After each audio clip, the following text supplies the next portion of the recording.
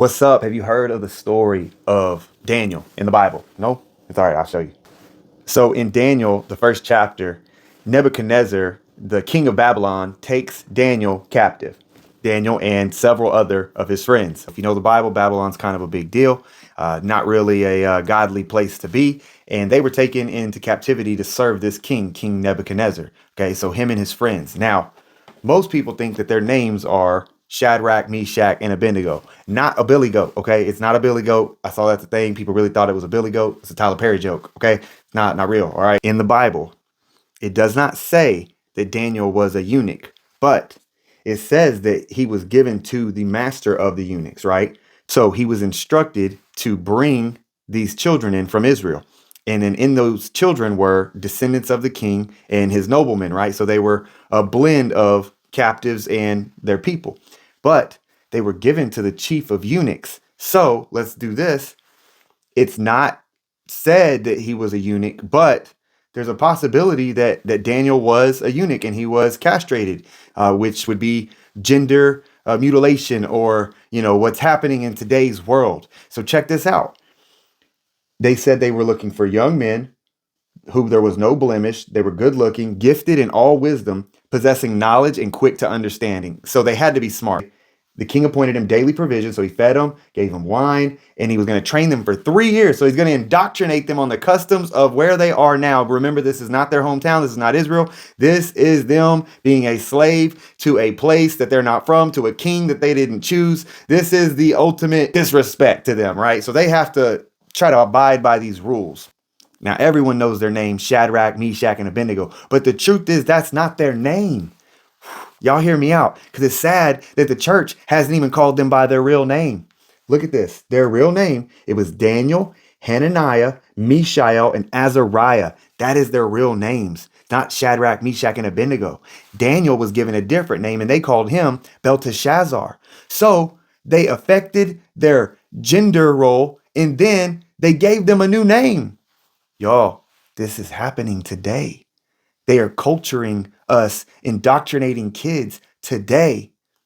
Same thing, nothing new under the sun. It's the same demons that were operating back then are operating in today's world. But watch, because that's not the stopping power of what God can do, because God's not affected by this world. It's like he can still show himself strong. So if you go on to read, it talks about how Daniel purposed in his heart to not defile himself with the king's food, right? Because I'm not going to eat this. They had food that was being sacrificed to their gods. It was like, it's just, look, I've done enough by being here. I'm not going to do everything. I'm not going to drink your wine. I'm not going to eat your food. I'm going to eat what I feel my God has told me to eat. So he wanted to eat fruit, vegetables, and water.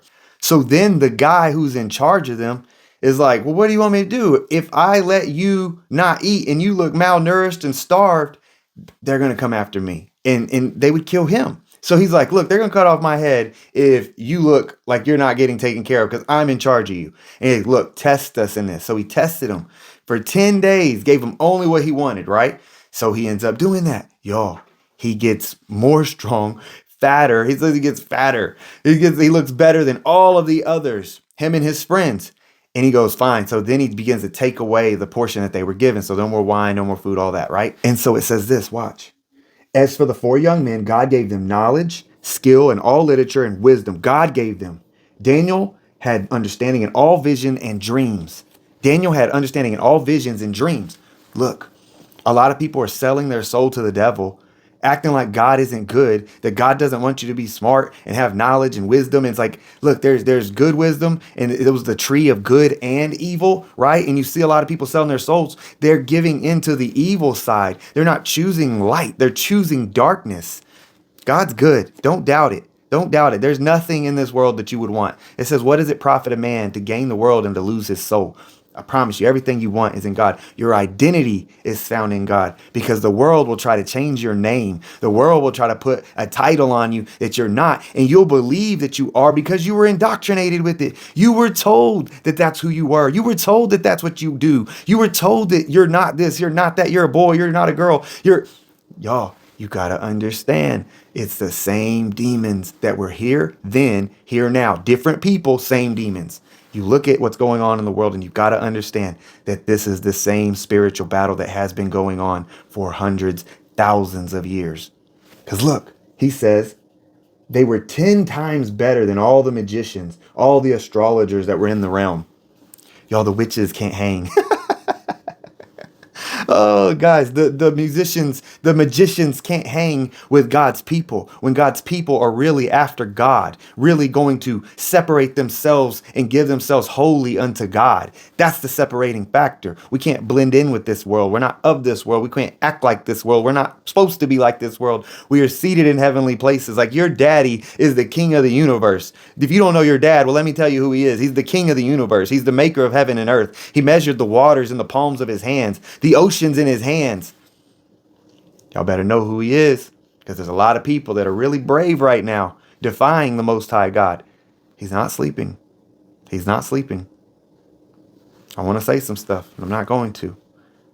But he will lay waste to mountains. He will lay waste to mountains with his voice.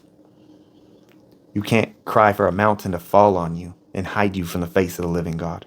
Look, if you want to hear more about King Nebuchadnezzar and Daniel, follow me for more, because I'm going to go a little bit deeper. It's going to be good. I love this book. It's awesome.